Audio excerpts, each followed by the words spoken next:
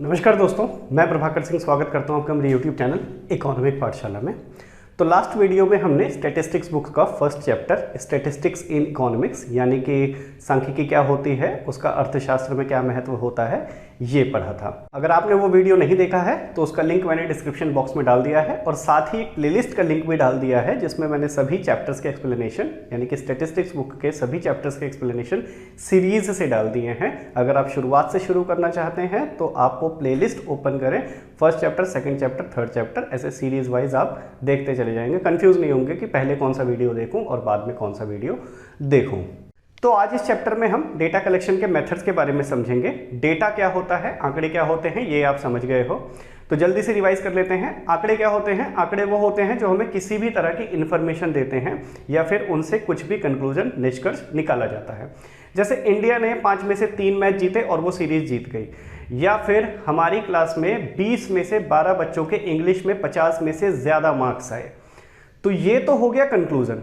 अब इस कंक्लूजन तक पहुंचने के लिए एक एक्टिविटी की गई होगी, गतिविधि की गई होगी।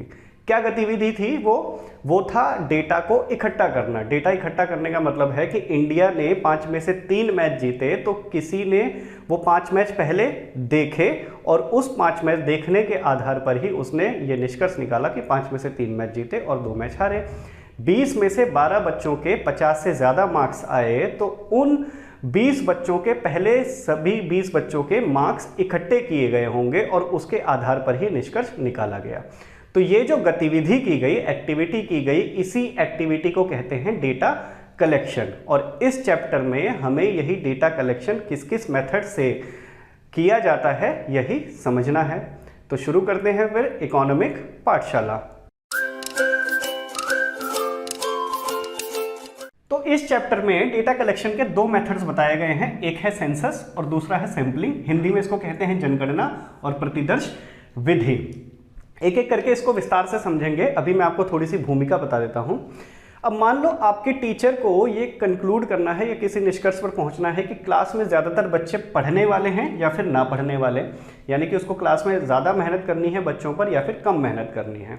तो इस कंक्लूजन को पता लगाने के लिए उन्होंने एक तरीका निकाला कि वो क्या करेंगी, सभी बच्चों के मार्क्स पता करेंगी और मार्क्स परसेंटेज के हिसाब से ही कंक्लूड करेंगी कि क्लास में बच्चे पढ़ने वाले ज़्यादा हैं या फिर ना पढ़ने वाले। सीधी सी बात है, अगर ज़्यादा परसेंटेज होगा तो बच्चे पढ़ने वाले हैं, अगर कम परसेंटेज होगा तो फिर नहीं पढ़ने वाले होंगे। तो एक तरीका तो है कि वो मान लेते हैं क्लास में 50 बच्चे हैं, तो एक तरीका तो है कि वो क्लास के सभी 50 बच्चों के पास जाए और उन 50 बच्चों के सभी सब्जेक्ट्स में नंबर पूछे, उनका परसेंटेज निकाले और उसके हिसाब से कंक्लूड करें। दूसरा तरीका है कि वो सभी 50 बच्चों के पास ना जाकर 50 में से 20 बच्चों के ही मार्क्स पता करें और उन मार्क्स के आधार पर ही परसेंटेज निकाल के कंक्लूड करें कि बच्चे पढ़ने वाले हैं या फिर ना पढ़ने वाले हैं। तो अगर वो 50 के 50 बच्चों के पास से डेटा या फिर मार्क्स पता करती हैं तो उस विधि को कहते हैं सेंसस मेथड, जनगणना विधि। यानी कि जो उन्होंने आंकड़े इकट्ठा किए हैं वो किस विधि के तहत किए हैं? वो है सेंसस मेथड, जनगणना विधि। और अगर वो सभी 50 बच्चों से मार्क्स ना पूछकर सिर्फ 20 बच्चों से ही मार्क्स पूछें, उनमें से कुछ 20 बच्चों से, तो उस मेथड को कहते हैं सैंपलिंग मेथड। तो ये तो हो गई विधियां। अब इस विधि के हर एक विधि का कुछ फायदा है और कुछ नुकसान है। अगर फायदा नुकसान ना होता तो 2 विधियां बनती ही क्यों, एक ही विधि होती सिर्फ। तो क्या फायदे हैं, क्या नुकसान है, यही हम डिटेल में अब इस विधि के बारे में समझेंगे। तो सबसे पहले देखो सेंसस मेथड, जनगणना विधि। इस विधि में क्या होता है कि आंकड़े सभी से इकट्ठा किए जाते हैं। जितने भी लोग हैं नंबर्स बताने वाले, आंकड़े देने वाले, उन सभी लोगों से आंकड़े इकट्ठा किए जाएंगे। क्लास में अगर 50 बच्चे हैं तो 50 बच्चों से नंबर पूछे जाएंगे, 100 बच्चे हैं तो 100 के 100 बच्चों से नंबर पूछे जाएंगे, एक भी नहीं छूटेगा।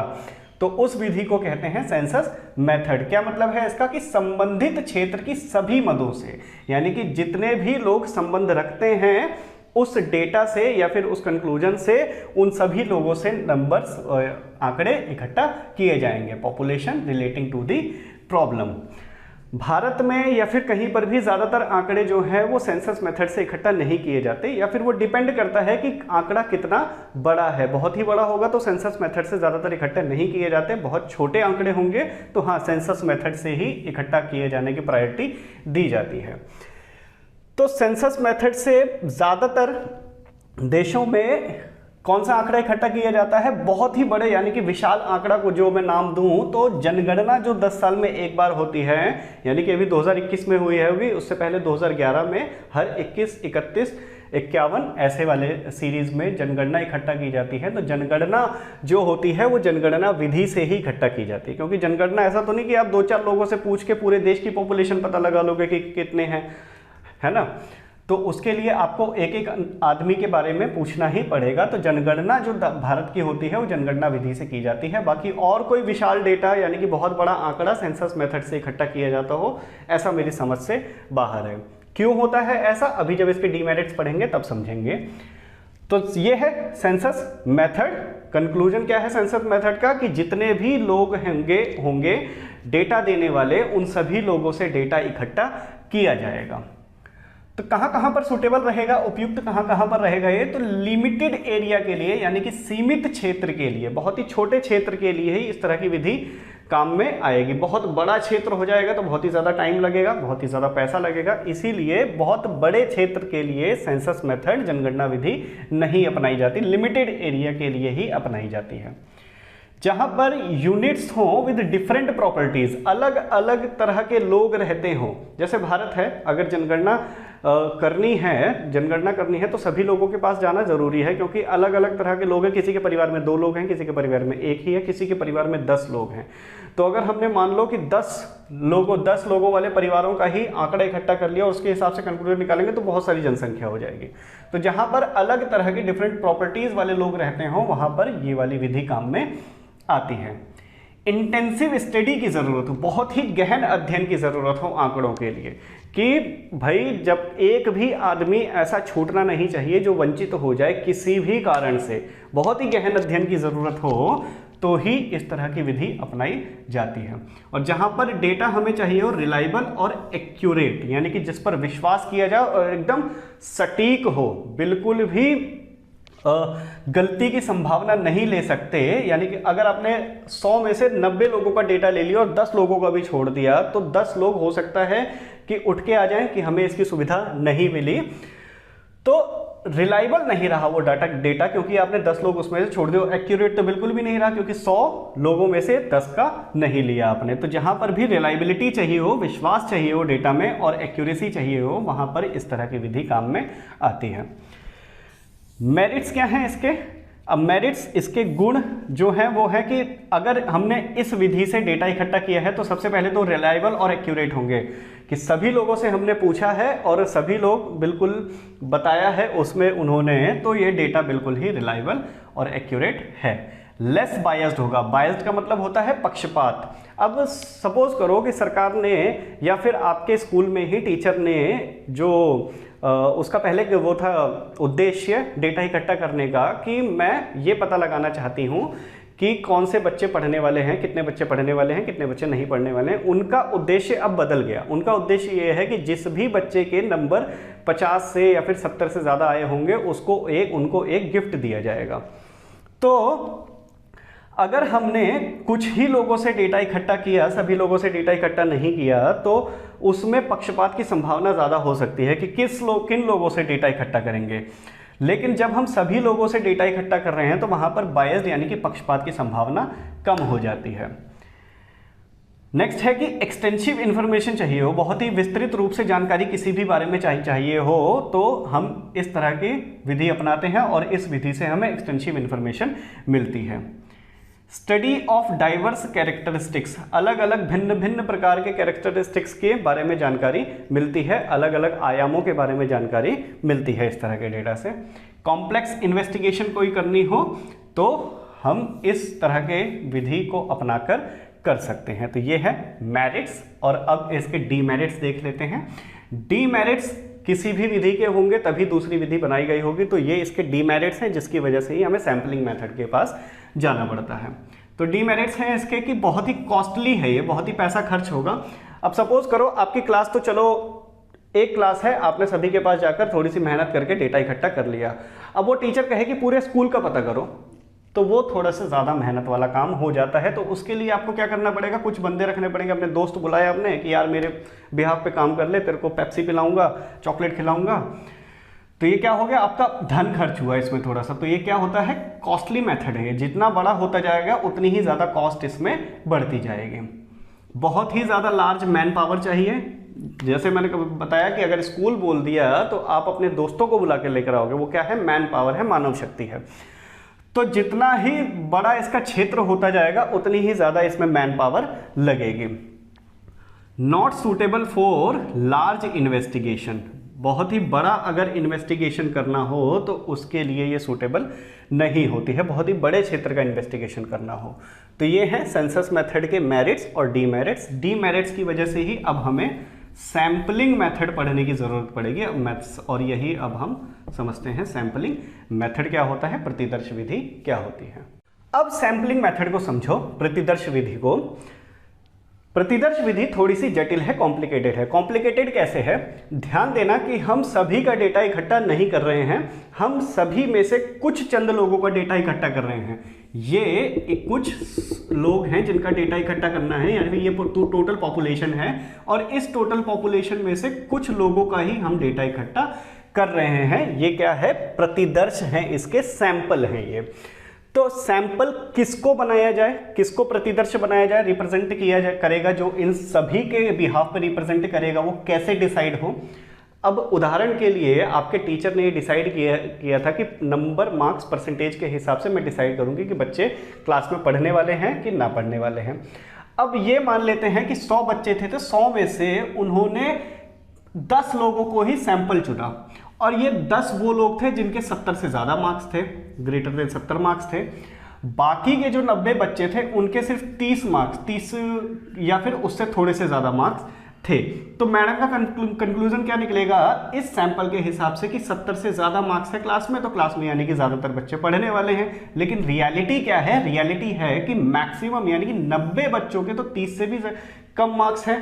तो यहाँ पर ज़्यादा मेहनत करने की ज़रूरत है, लेकिन मैडम के कंक्लूजन के हिसाब से मैडम उस पर ज़्यादा मेहनत नहीं करेगी। तो किसको सैंपल बनाया जाए, किस हिसाब से सैंपल बनाया जाए, ये इस विधि का थोड़ा कॉम्प्लिकेटेड पक्ष है। कॉम्प्लिकेसी को दूर करने के लिए इस विधि के थोड़े सब पार्ट बनाए गए हैं। उन सब पार्ट को अभी हम समझेंगे एक एक करके। पहले हम सैम्पलिंग मेथड के ही सूटेबिलिटी, मेरिट्स और डीमेरिट्स समझ लेते हैं जल्दी से। तो सूटेबिलिटी क्या है, कहां पर उपयुक्त रहेगी, जहां पर भी जनगणना विधि अनुपयुक्त है, अनसुटेबल है, वहां पर सैम्पलिंग मेथड, प्रतिदर्श विधि सूटेबल रहेगी। तो वो लिमिटेड एरिया के लिए थी, ये लार्ज एरिया के लिए है। जहां पर एक्यूरेसी की जरूरत ना हो, कि आंकड़े थोड़े से इधर उधर होंगे चल जाएंगे, वहां पर सैम्पलिंग मेथड सही रहती है। जिस भी क्षेत्र में यूनिट्स सेम हो, लगभग एक ही तरह के लोग रहते हो, वहां पर सैम्पलिंग मेथड काम में आता है। तो almost all units are same, वहां पर सूटेबल रहेगी। मेरिट्स क्या है इसके, इकोनॉमिकल है, कम खर्चीली है ये। अब आपसे कहा जाए कि पूरे स्कूल का डेटा इकट्ठा करके लाओ, लेकिन सैम्पलिंग मेथड से इकट्ठा करके लाओ, तो यहाँ पर आपने जनगणना विधि में 100 बच्चों के नंबर पूछे थे, पूरी स्कूल से ही 100 बच्चों के नंबर पूछने हैं आपसे। अगर जनगणना विधि में जाते तो 1000 बच्चों के नंबर पूछने पड़ते, लेकिन सैम्पलिंग मेथड से आपको 100 बच्चों के ही नंबर पूछने पड़ रहे हैं। तो क्या है, ये थोड़ी सी कम खर्चीली होगी सेंसस मेथड की अपेक्षा। टाइम सेविंग है, ये कम समय लगेगा इसमें। यहां पर देखना, तुलना कर रहे हैं हम, ऐसा नहीं कि बिल्कुल ही कम समय लगेगा, समय लगेगा, वो आपके सैंपल पे डिपेंड करेगा कि आपका सैंपल कितना बड़ा है, उसके हिसाब से टाइम बचेगा। लेकिन हाँ, सेंसस मेथड की तुलना में क्या टाइम यहां पर बहुत ही कम लगेगा। एरर्स का आइडेंटिफिकेशन हो सकता है, पहचान हो सकती है गलतियों की। गलतियों का पहचान का मतलब है कि जब आपके पास सैंपल ही है, बहुत बड़ा डेटा नहीं है, कुछ छोटा डेटा ही है, तो उसमें से गलतियां हम आसानी से ढूंढ सकते हैं। जहां बहुत ही बड़े क्षेत्र के इन्वेस्टिगेशन की ज़रूरत हो, वहां पर सैम्पलिंग मेथड सही रहती है एकदम। और बहुत ही मोर साइंटिफिक, यानी कि और ही वैज्ञानिक रूप से, वैज्ञानिक आंकड़ों से हमें कंक्लूजन निकालना हो, तो वहां पर सैम्पलिंग मेथड काम में आती है। अब इसके डीमेरिट्स क्या हैं, तो डीमेरिट्स हैं कि पार्शियल हो सकता है ये, जैसा कि मैंने बताया, अगर डीमेरिट्स नहीं होंगे तो दूसरी विधि होगी ही क्यों। तो इसके भी कुछ डीमेरिट्स हैं, इसीलिए सेंसस मेथड है। तो डीमेरिट्स क्या है कि जहां पर भी पार्शियल हो सकता है, पार्शियलिटी हो सकती है, पक्षपात हो सकता है इस विधि में, कि हम अपने ही कुछ चुनिंदा लोगों को सैंपल बनाएं, उसके हिसाब से आंकड़े इकट्ठा करें, तो यहाँ पर पार्शियलिटी हो सकती है और उसके आधार पर गलत कंक्लूजन भी आ सकते हैं, निष्कर्ष भी गलत आ सकते हैं। अब यहाँ पर मैडम का निष्कर्ष बिल्कुल गलत आ गया था। सिलेक्ट करने में, सैंपल को सिलेक्ट करने में बहुत ही ज़्यादा डिफिकल्टी होती है। किन लोगों को सैंपल बनाया जाए, इसमें से कैसे चुना जाए कि कौन इन 100 लोगों में से कौन से 10 लोग होंगे जो इनका प्रतिनिधित्व करेंगे, रिप्रेजेंट करेंगे, वो किस तरह से चुना जाए, ये डीमेरिट है इसका। और स्पेशल नॉलेज चाहिए इस मेथड को यूज करने के लिए, ये इसके थोड़े से डीमेरिट्स हैं।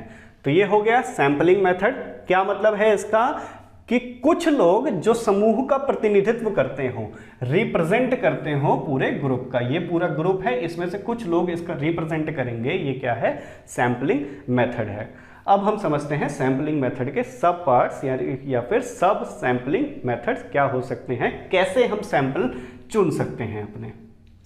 अब देखो सैंपलिंग के मेथड्स, ये 5-6 मेथड्स हैं, भागते भागते इनको समझ लेते हैं और फिर एक एक करके इनके गुण अवगुण यानी कि मेरिट्स और डीमेरिट्स समझ लेंगे और उसके बाद चैप्टर कर देंगे क्लोज। तो सबसे पहले है रैंडम सैंपलिंग। रैंडम सैंपलिंग है कि इस मेथड में हर एक आदमी के पास बराबर का अवसर रहता है कि वो सैंपल बन जाए। जैसे एक विधि का आपने नाम सुना हो, लॉटरी विधि। तो सभी जितने भी लोग हैं उसमें से मान लेते 100 बच्चे हैं, तो 100 में से मुझे 20 बच्चों का डेटा इकट्ठा करना है। तो मैं क्या करूंगा, उन सभी 100 बच्चों की पर्ची में नाम लिखकर एक डब्बे में डाल दिया और उसमें से 20 पर्चियां निकाल ली, जिसका भी नाम आया वो बन गया सैंपल। एक तरीका तो ये है कि रैंडम सैंपलिंग है, जिसका भी नाम आ गया, किस्मत है आ गया, तो फिर तो सैंपल बन जाएगा। तो रैंडम सैंपलिंग ये हो गया। उसके बाद है पर्पसिव सैंपलिंग। पर्पसिव सैंपलिंग का मतलब होता है कि अपने हिसाब से जो भी आंकड़ा इकट्ठा करने वाला है वो अपने मन मर्जी से सैंपल बना सकता है। 100 बच्चे खड़े हैं, तू आजा तू आजा तू आजा तू आजा, 20 बच्चों का जिनका भी डेटा इकट्ठा करना है, उनमें से कोई भी 20 बच्चे तुमने अपनी मर्जी से बुला लिए, उसको कहते हैं पर्पसिव सैंपलिंग, हिंदी में सुविचार प्रतिचयन।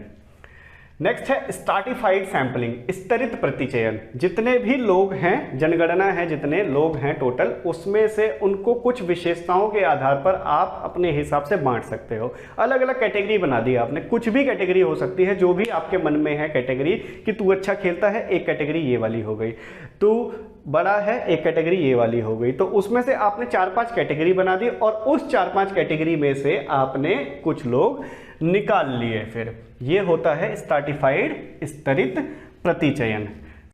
Systematic sampling. Systematic sampling stratified sampling का ही एक विकसित रूप है, इसी का ही बड़ा भाई कह सकते हो आप। आपने यहाँ पर कुछ भी कैटेगरी बनाई थी कि वहां पर जो भी आपको कैटेगरी नजर आ रही है उसके हिसाब से आपने कैटेगरी बना ली उसकी। तू अच्छा खेलता है, तू थोड़ा सा लंबा है, तुम थोड़े से लंबे हो, इस वाले ग्रुप में आ जाओ। जबकि सिस्टमैटिक सैंपलिंग में ऐसा नहीं होता कि कुछ भी कैटेगरी बना दी, आप उनकी भौगोलिक दशा के आधार पर या फिर उनकी भाषा के आधार पर, रहने के इलाके के हिसाब से, कि तो इस वाले इलाके में रहता एक ग्रुप ये वाला बना दो, उस मोहल्ले वाले उस वाले ग्रुप में चले जाओ, फिर मैं उसमें से कुछ सैंपल ले लूंगा। इसको कहते हैं सिस्टमैटिक सैंपलिंग। इसमें आप भौगोलिक, भाषा, दशा के हिसाब से कुछ ग्रुप बना सकते हो और उस ग्रुप पे से सैंपल ले सकते हो। कोटा सैंपलिंग। कोटा होता है, ये इसका भी विकसित रूप है। कोटा होता है कि और जो जन्म से ही चला, जैसे कि किसी की जाति है, वो कोई वृद्ध है, जैसे रेलवे में कोटा होता है बूढ़े लोगों का, वैसे ही यहाँ पर आप उनका कोटा बना सकते हो। उस कोटा के हिसाब से आप उनमें से कुछ सैंपल ले सकते हो। और कन्वीनियंस सैंपलिंग। कन्वीनियंस सैंपलिंग सुविधानुसार, यानी कि अपनी सुविधा के अनुसार हिसाब से जो भी आपको मजा आ रहा है, जो भी विधि आपको इन सब में से अच्छी लगती है, उस विधि के हिसाब से आप सैंपल बना सकते हो। ये कुछ मेथड्स हैं जिससे कि कंफ्यूजन ना हो कि कौन कौन से सैंपल मैं चुनूं, और सभी लोगों को ये भी ना लगे कि यार मेरा नंबर तो पूछा नहीं इन्होंने, या फिर मुझसे भी डेटा लेना चाहिए था, मेरे भी विचार लेने चाहिए थे, नहीं लिए गए। तो ये हैं कुछ सैंपलिंग के मेथड। अब एक एक करके इनके मेरिट्स और डीमेरिट्स समझ लेते हैं और चैप्टर को करते हैं क्लोज। सबसे पहले रैंडम सैंपलिंग, यादृच्छिक प्रतिचयन। तो रैंडम सैंपलिंग के दो तरीके हो सकते हैं। एक तो आप लॉटरी निकाल सकते हो कि सभी के आपने नाम लिखे एक पर्ची में, एक डब्बे में डाला और उसमें से कुछ जितने भी सैंपल चाहिए, जितने नाम चाहिए आपने उनके नाम निकाले और जिन जिन का नाम आया उनसे डेटा इकट्ठा कर लिया। या फिर रैंडम टेबल बना सकते हो। टेबल्स होती है रैंडम्स की, कुछ भी नंबर्स आपने उसमें लिख लिए अपनी मनमर्जी से। ऐसे पासा फेंकने वाला हो सकता है कि पासा फेंका आपने, पासे में जो नंबर आया नंबर लिखते चले गए और उस नंबर के हिसाब से टेबल बनाकर जितने भी लोगों का नंबर आया उन नंबर के हिसाब से आपने प्रतिचयन चुन लिया, अपना सैंपल चुन लिया। तो ये दो तरीके हो सकते हैं रैंडम सैंपलिंग के। अब इसके मेरिट्स क्या हैं? मेरिट्स है कि लेस पार्शियल है। ये पार्शियल का मतलब होता है कि इसमें पक्षपात नहीं हो सकता, कि आप किसी के भी पर्ची के नाम 10 बार थोड़ी लिख दोगे या फिर एक ही बार लिखोगे तो सभी के पास समान अवसर है कि उसका प्रतिचयन हो जाएगा, और जिसका नहीं हुआ उसकी किस्मत ही खराब है फिर तो यहाँ पर पार्शियलिटी का कोई भी सवाल नहीं उठता है। इक्वल चांस है सिलेक्शन का सभी के पास। इजी मेथड है, बहुत ही आसान मेथड है, तरीका है जिसको अपनाया जा सकता है।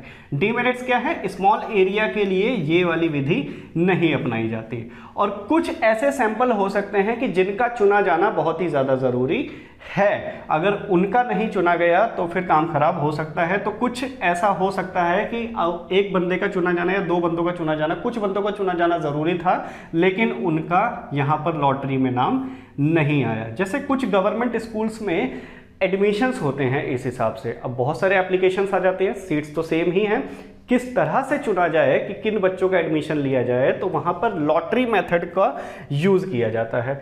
लॉटरी निकाली जाती है, जिसका भी नाम आ गया उसका एडमिशन हो गया। तो कुछ ऐसे बच्चे हो सकते हैं जिनको शिक्षा की बहुत ही ज़्यादा ज़रूरत है, गरीब है या फिर नहीं पढ़ा सकते किसी और स्कूल में, इस सरकारी स्कूल में ही पढ़ाया जाना ज़रूरी है, तो उन बच्चों का नाम आना चाहिए था, लेकिन लॉटरी मेथड से हो सकता है उनका नाम ना आए। तो मैंडेटरी होते हैं कुछ लोग जिनका आना ज़रूरी है लेकिन नहीं आता, ये इसका एक डीमेरिट है। पर्पसिव सैंपलिंग, सुविचार प्रतिचयन, यानी कि अपनी मनमर्जी से आप किसी को भी सैंपल बना सकते हो, आपके पास पूरा अधिकार है। तू आजा तू आजा तू आजा, जिसका भी मन कर रहा है आपको, जो आपके अच्छे छात्र हैं उनका सैंपल आप इकट्ठा कर सकते हो। तो इस विधि की क्या मेरिट्स और डीमेरिट्स हैं? एक तो ये लेस एक्सपेंसिव है, कम खर्चीली होती है, इजी मेथड है, अपनी मनमर्जी से सैंपल चुनने हैं तो इतना कुछ मुश्किल होने वाली नहीं है। इक्वल यूनिट्स, ये वाली विधि वहां पर काम आती है जहां पर यूनिट सभी की सभी एक जैसी हो, इक्वल हो, वहां पर ये विधि काम में आती है। सभी, या फिर ये करो कि 20 बच्चे हैं खेलने वाले, क्रिकेट खेलने वाले, और 20 में से 11 की टीम बनानी है और 20 के 20 अच्छा खेलते हैं, तो कुछ भी 11 आप चुन लो जो भी आपका मन कर रहा हो। तो जहां पर भी इक्वल यूनिट्स हैं उस तरह के सिचुएशन में ये वाली विधि काम में आती है। डीमेरिट्स क्या है? मोर बायस्ड है ना।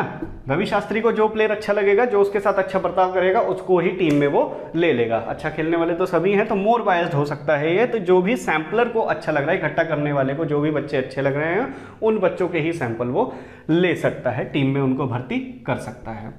लेस रिलायबल है, इस तरह की विधि से जब भी डेटा इकट्ठा किया जाएगा तो उस पर विश्वास बहुत ही कम किया जाएगा। क्यों? क्योंकि वहां पर बायस्ड, यानी कि अगर पक्षपात की संभावना ज्यादा होगी तो उन आंकड़ों पर विश्वास कैसे किया जाएगा।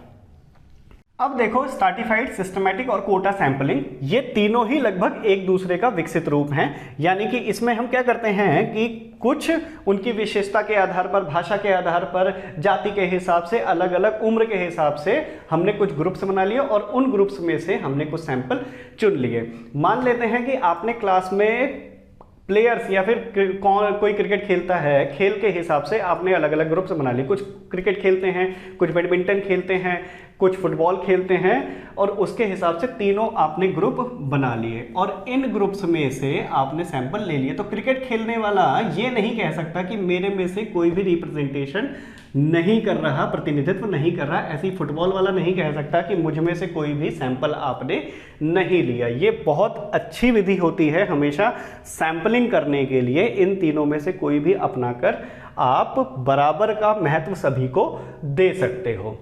तो इन तीनों विधियों के मेरिट्स और डीमेरिट्स लगभग एक जैसे हो सकते हैं। क्या मेरिट्स हैं इसके? मोर रिप्रेजेंटेटिव्स होंगे, प्रतिनिधित्व करने वाले लोग ज़्यादा होंगे। जैसा कि मैंने कहा कि यहाँ पर कोई भी ऐसा ग्रुप नहीं हो सकता जो ये कहे कि मुझ में से प्रतिनिधि मेरा नहीं चुना गया। लार्ज इन्वेस्टिगेशंस के लिए ये वाली विधि काम में आती है और इस विधि से बहुत ही मीनिंगफुल रिजल्ट्स निकल कर आते हैं। यहाँ पर आपने अगर इस खेल के हिसाब से ही अलग अलग कैटेगरी बनाई तो एक अध्ययन आप ये भी कर सकते हो कि क्लास में कौन सा खेल खेलने वाले ज़्यादा बच्चे हैं या फिर स्कूल में ज़्यादातर बच्चे किस खेल को पसंद करते हैं। तो अलग अलग तरह के बहुत ही मीनिंगफुल रिजल्ट, अर्थपूर्ण परिणाम यहाँ पर आ सकते हैं। डीमेरिट्स क्या हैं? लिमिटेड एरिया के लिए ही होती है ये। बहुत ज़्यादा अगर क्षेत्र में जाएंगे तो उतने ही ज़्यादा ग्रुप्स बनते जाएंगे। किस आधार पर उनको बांटा जाए? जाति के आधार पर बांटा जाए, खेल के आधार पर बांटा जाए, कद के आधार पर बांटा जाए, किस आधार पर बांटा जाए, किस हिसाब से सैंपल बनाए जाए, ये थोड़ा सा मुश्किल हो जाता है। तो ये मेरिट है, डीमेरिट्स हैं इसके कि ये लिमिटेड एरिया में ही काम आती हैं। पार्शियल हो सकते हैं अगर हम ग्रुप्स अपनी सुविधानुसार बनाए हैं कि मैं चाहता हूं कि जाति के हिसाब से ग्रुप बने, तो जाति के हिसाब से अगर मैं ग्रुप बनाऊंगा उसमें से सैंपल चुनूंगा। तो पार्शियल एक हद तक ये हो सकता है बहुत। अब ध्यान देना कि ये जो आपने स्ट्रैटिफाइड या फिर सिस्टमैटिक या फिर कोटा सैंपलिंग आपने अपनाया है, ग्रुप्स तो बना लिए आपने, अब इन ग्रुप्स में से भी किस तरह से सैंपल चुने जाएं, ये भी तो मुश्किल काम है। इस ग्रुप में से कुछ ही लोग लेने हैं आपको, तो इसमें से कुछ कैसे लिए जाए, तो उस कुछ को आप पर्पसिव सैंपलिंग या फिर रैंडम सैंपलिंग से भी ले सकते हो। तो ये जो विधि कहलाएगी यहाँ पर, ये इन तीनों में से जो भी विधि आप अपना रहे होगे वो वाली विधि कहलाएगी, ना कि ये। अगर आप इन सभी में से ही ऐसे ही रैंडम सैंपलिंग या फिर पर्पसिव सैंपलिंग करते तो इस विधि का नाम आता, लेकिन अगर आपने ग्रुप्स बना के उसमें से रैंडम या फिर पर्पसिव सैंपलिंग की है तो इस विधि का ही नाम आएगा। पेपर में जो क्वेश्चंस आते हैं चैप्टर में वो विधियों के बारे में इलाबरेट करने के लिए व्याख्या करने के लिए और उसके मेरिट्स डीमेरिट्स लिखने के लिए ही आते हैं, तो यही आपको पढ़ना पड़ेगा। अब जल्दी से इनके कुछ पॉइंट्स के हिसाब से इन दोनों में फर्क देख लेते हैं। क्या है सेंसस मेथड और सैंपलिंग मेथड में? तो कवरेज के हिसाब से, क्षेत्र के हिसाब से सेंसस मेथड किसके लिए है? लिमिटेड क्षेत्र के लिए है, और ये लार्ज क्षेत्र के लिए होता है, बहुत बड़े क्षेत्र के लिए सेंसस, जबकि लिमिटेड क्षेत्र के लिए होता है। एक्यूरेसी यहाँ पर बहुत ही ज़्यादा रहेगी, हाई एक्यूरेसी रहेगी, यहाँ पर लेस एक्यूरेसी रहेगी। कॉस्ट बहुत ही हाई रहेगी, सैंपलिंग में कम कॉस्ट रहती है। तुलना में किसके? सेंसस की तुलना में सैंपलिंग की कॉस्ट बहुत ही कम रहती है। हालांकि मैंने जैसा कहा कि कॉस्ट डिपेंड करती है कि आपका सैंपल कितना बड़ा है, कितने बड़े क्षेत्र का आप निरीक्षण करने, डेटा इकट्ठा करने जा रहे हो। तो कॉस्ट सेंसस की तुलना में कम रहेगी बिल्कुल। टाइम सेंसस की तुलना में सेंसस में ज़्यादा रहेगा और सैंपलिंग में सेंसस की तुलना में टाइम बहुत ही कम लगेगा। नेचर ऑफ यूनिट, जहाँ पर डिफरेंट तरह की हो, अलग अलग तरह के जहाँ पर नेचर यूनिट्स रहेंगी वहाँ के लिए ये वाली विधि काम में आती है, और जहाँ पर सेम यूनिट्स रहती हैं लगभग वहाँ पर सैंपल काम आता है। तो ये हो गया दो विधियाँ जिससे आप आंकड़े इकट्ठा कर सकते हो। तो ये हो गया चैप्टर क्लोज। अब मिलेंगे नेक्स्ट वीडियो में नेक्स्ट चैप्टर के साथ। आशा करता हूँ ये वाला चैप्टर आपको अच्छे से समझा पाया होऊंगा। अगर आपको कुछ भी कन्फ्यूज़न हो तो कमेंट बॉक्स में कमेंट करके आप मुझसे पूछ सकते हैं। अब मिलेंगे नेक्स्ट वीडियो में नेक्स्ट चैप्टर के एक्सप्लेनेशन के साथ। तब तक ध्यान रखिए अपना और बने रहिए हमारे चैनल के साथ। चैनल को यदि आपने सब्सक्राइब नहीं किया है तो कर दीजिए, क्योंकि इस तरह के इकोनॉमिक्स के चैप्टर का एक्सप्लेनेशन मैं समय समय पर अपलोड करता रहूँगा। धन्यवाद।